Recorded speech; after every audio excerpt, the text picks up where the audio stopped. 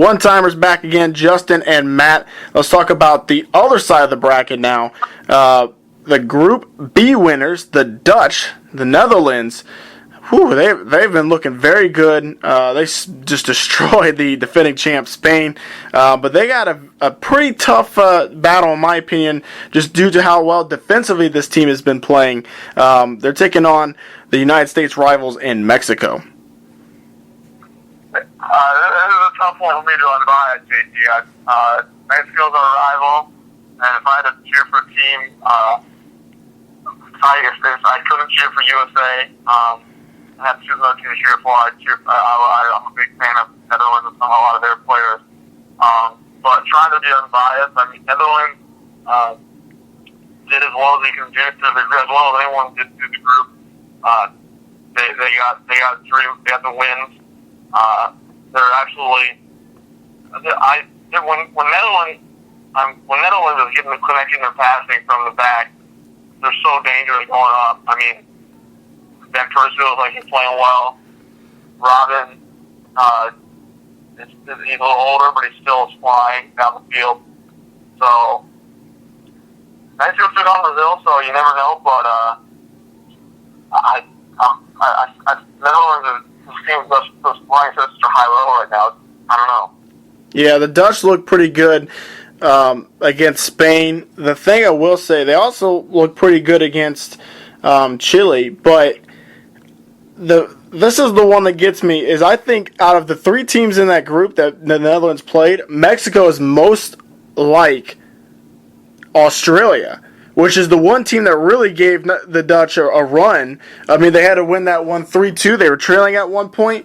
I think Mexico more kind of lines more up like an Australia, where you only have one or two guys that really threat from scoring, but they lock down defensively.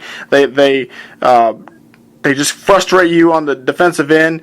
And if Ochoa plays fantastic like he has been in the group stage, it could really kind of frustrate the Dutch just in that sense that they can't seem to find that goal. And then if Peralta or Dos Santos or if Chicharito comes in and scores a goal that puts the Dutch down, that could very well put them in a frantic thing. And I'm sure you and I could talk about this, but there's the Dutch collectively are a very good team, but there's also a lot of players and Robben and I feel like in Van Persie and a little bit in Snyder that feel like when the time comes, if they're down, they just have to do it themselves and don't use anyone else on the team.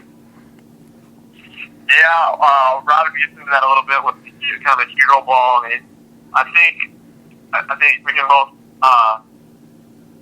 In our prior experience and then as well as watching, I think in all sports really with when you put talent basis, some basketball too. If you're a teammate of a guy like Robben and all he's doing is dribbling, and then all of a sudden he decides to pass, I think you're not ready for it. Right. And then it kind of contributes. If he keeps dribbling like that, they're not likely to make good runs because they're going to be discouraged to make good runs once he gets the ball. So that can be a problem. That big three with Snyder and Van Persie and Robben really is the heart and soul. I mean, they're as good as any three players that anyone else has on the tournament. Mexico, I think, Pedro was not there, and I don't know if I agree with him coming off the bench. And that was not a weird thing. I mean, he's on. I believe when players aren't doing that well at the club level, it seems like I don't know if the players don't translate to the national level, but it seems like they're almost punished for how they well do at the club level, even if they're doing well at the international level.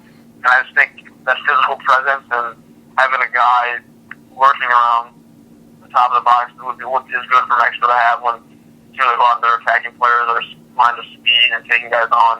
You kind of need a guy like Closa or Van Nistelrooy type of guy to work and look for the rebound and return cheap goal maybe. That definitely could help. Side note, it's hard to say there's a more entertaining coach to watch in the tournament than Herrera. Yeah. He's a big bundle of joy. We saw when he was soaked in rain. We saw when he was hot and sweaty, running around, jumping on people.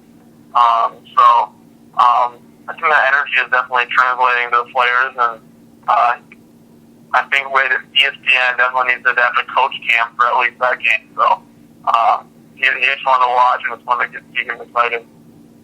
Yeah, I agree.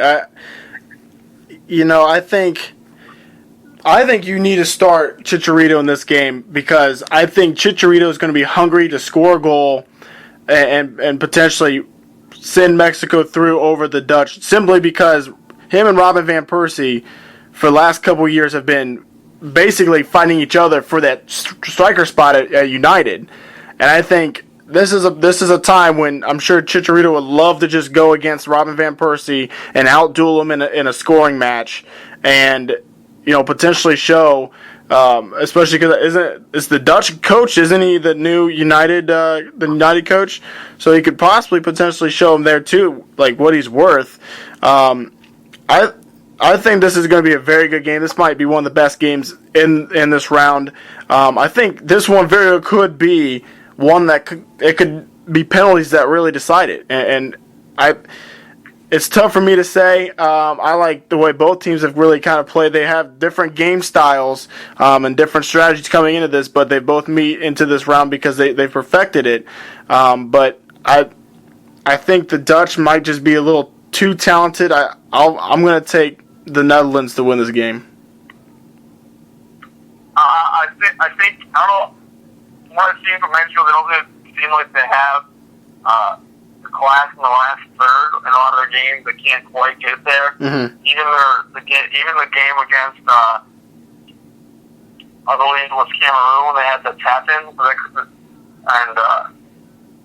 the tap in, they had to get that kind of a, I don't know if it's a cheap goal, but they had to get a rebound tap in to get that one. And I think a thing that we've seen a little bit in the tournament is for the teams that are willing to take risks. I don't want to copy Nike. I know they have they'll risk everything, but that really truly seems what has carried a lot of teams through. For small example, our lineup, USA, there's been some changes from game to game, mm-hmm. and that's really helped us. So I think Javier Hernandez would be a good help. I see a high scoring game. I think a 3-2, 4-2 Netherlands scoreline is what's going to happen. I think Ochoa for the next little win, Ochoa needs to have a huge game. Yeah, he might have. I think he might have to. I can see Robin having a one-on-one with him, and Ochoa doesn't have to come up big in a situation like that for Mexico to have a chance. So I think this could end up being my prediction of the two most entertaining games are this game and the Brazil-Chile game will be the two most electric games from a unbiased, neutral standpoint. I think it's going to be a high scoring affair, but I think Netherlands wins by a goal, might get a cheap goal then to put in the scoreline with all the firepower they have and the total football movement.